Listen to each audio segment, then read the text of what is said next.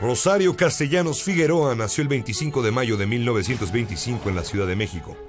De familia chiapaneca, su infancia transcurrió en una de las haciendas familiares en Comitán, en la región de los Llanos, habitada por mayas de la etnia celtal y tojolabal.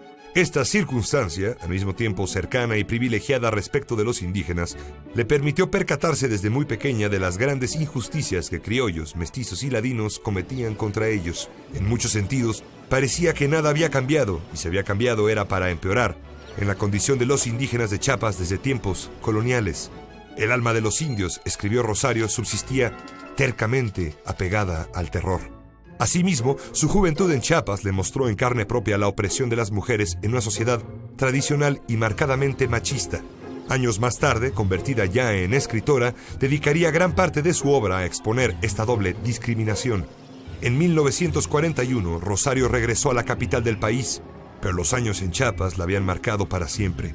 Realizó estudios de filosofía en la UNAM, y tras obtener su maestría en 1950, una beca le permitió viajar a la Universidad de Madrid para estudiar estética. Al regresar de Madrid, obtuvo su primer trabajo de docente. Enseñó materias humanistas en la Escuela Miguel Ángel y en la Universidad Motolinía. Posteriormente fue maestra en la UNAM, la Universidad Iberoamericana y en las universidades de Wisconsin, Indiana y Colorado en los Estados Unidos. En 1958 se casó con el filósofo Ricardo Guerra. Su matrimonio duró hasta 71 y fue marcado por periodos felices, al igual que por malos momentos ocasionados por un aborto involuntario y por los problemas de depresión de la autora. El único hijo de la pareja, Gabriel, nació en la Ciudad de México en 1961. Rosario Castellanos publicó sus primeros poemas en 48. El mismo año en que fallecieron sus padres. Su obra literaria, limitada por su súbita muerte, es un reflejo de su profundo feminismo y apoyo a los más desfavorecidos. Su primera novela, Balún Canán, publicada en 1957, contiene aspectos autobiográficos. La protagonista, una niña sin nombre, describe cómo una fulminante enfermedad se lleva a su hermano menor, justo como ocurrió cuando la autora tenía 7 años. Esta pérdida revela además el profundo sentimiento de desamparo de la niña en una sociedad gobernada por hombres. Rosario Castellanos fue rápidamente reconocida por su genio literario y gozo de fama, aunque a veces era encasillada por el sector masculino de la crítica.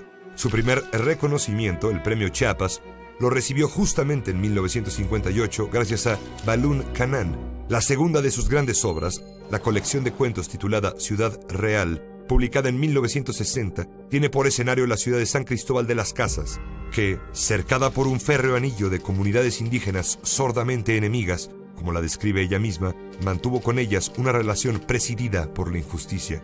Esta obra, por la que Castellanos recibió el premio Javier Villaurrutia, permite entender la raíz de la rebelión zapatista, que ocurrió en esos mismos lugares en 1994. Oficio de Tinieblas, publicada en 62, ha sido calificada como una de las más grandes obras indigenistas escritas en México y su mejor novela. Se centra en la dura discriminación hacia los indígenas, particularmente los tzotziles, y describe la compleja estructura social chiapaneca en el contexto del reparto agrario cardenista y de una rebelión de los chamulas contra la opresión. Sus sentimientos hacia la maternidad ocupan también un lugar especial en la obra. Aquel mismo año recibió el premio Sor Juana Inés de la Cruz. En Mujer que sabe latín, que se publicó en 73, Castellanos describe el largo dominio masculino en la forma que las mujeres se visten, trabajan y actúan. En Los Convidados de Agosto de 1964, expone una visión de la típica familia de clase media en México y cómo ésta es afectada por las tradiciones y la cultura del país. Adicionalmente, Rosario Castellanos trabajó como redactora en el Instituto Nacional Indigenista en Chiapas, como promotora cultural en el Instituto Chiapaneco y como secretaria del Pen Club de México.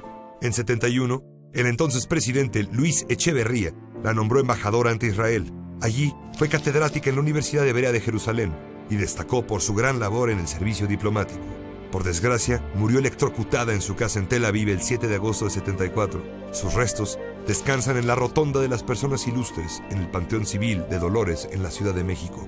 Rosario Castellanos, que a lo largo de su vida y apoyada en su pluma defendió los movimientos a favor de los derechos de la mujer, los indígenas y los grupos marginados, es considerada una de las mentes más brillantes en la literatura mexicana del siglo XX.